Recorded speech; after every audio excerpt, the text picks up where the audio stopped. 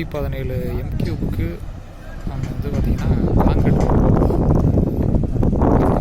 ஒர்க்கெலாம் பார்த்திங்கன்னா ஓவராலாக ரிலீஸ் ஆகிடுச்சு.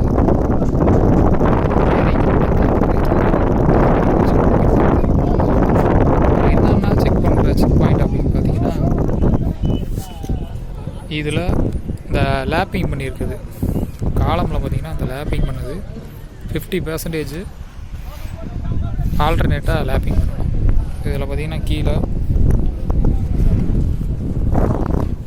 இந்த இடத்துல பார்த்திங்கன்னா இந்த இடத்துல 1 2 அங்கே உள்ளே இருக்கிறது 3வது ராடு லேப்பிங் பண்ணியிருக்காங்க. மற்ற 3 ராடும் மேலே போகும். அடுத்த 3 ராடு பார்த்திங்கன்னா இந்த மாதிரி விட்டுருப்பாங்க. 1 2 அது 3 இந்த மாதிரி தான் வந்து என்ன செய்யணும், நம்ம லேப்பிங் கொடுக்கணும். ஒரே இடத்துல 6 ராடுமே கொடுக்கக்கூடாது. 3 ராடு ஆல்டர்னேட்டாக தான் கொடுக்கணும். அடுத்தது பார்த்திங்கன்னா இந்த பீமில் இந்த பீம் பார்த்திங்கன்னா 23க்கு 30 பீம். அந்த பீமில் மேலே வந்து டாப் ராடு கொடுத்துருப்பாங்க. இந்த இடத்துல பார்த்திங்கன்னா சிம்பிளி சப்போர்ட்டோட பீம்ன்றனால இந்த இடத்துல நெகட்டிவ் மூமெண்ட்டு, அதாவது இந்த பீமில் சென்டரில் லோடு அப்ளை ஆகிறப்ப இந்த பக்கம் மேலே தூக்காமல் இருக்கிறதுக்காக டாப் ராடு கொடுப்பாங்க.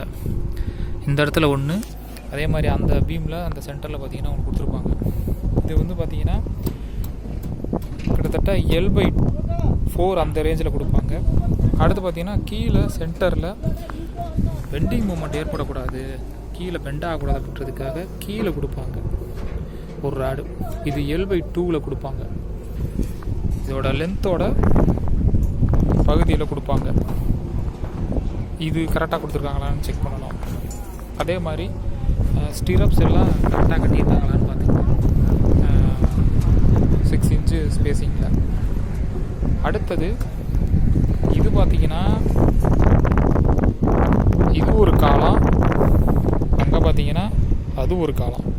இந்த 2 காலத்துக்கும் இடையில பார்த்திங்கன்னா இங்கனக்குள்ளே ஒரு பீமு த்ரூ என்டையராக அங்கே போய் ஜாயிண்ட் ஆகுது. இந்த பீம் பார்த்திங்கன்னா காலமே இல்லாமல் இந்த பீம் மேலே ஜாயின் ஆகிருக்கனால இது வந்து செகண்டரி பீம் சொல்லி சொல்லுவாங்க. இந்த செகண்டரி பீமோட டாப் ராடு வந்து பார்த்திங்கன்னா மேலே தான் வரணும். இந்த காலம் டு காலம் போகிற இந்த பீமோட மேலே தான் வரணும். இந்த மேலே வந்துருக்கு பார்த்திங்களா, இது மாதிரி மேலே தான் வரணும். இதை செக் பண்ணிக்கணும்.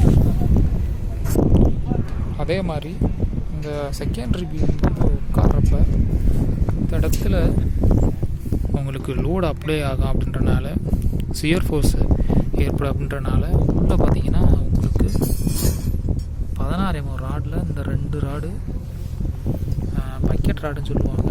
இது வந்து உள்ளே தெரியுதான்னு தெரில, அந்த மாதிரி வளைச்சி போடுவாங்க. உங்களுக்கு இப்போ தெரியும்னு நினைக்கிறேன்.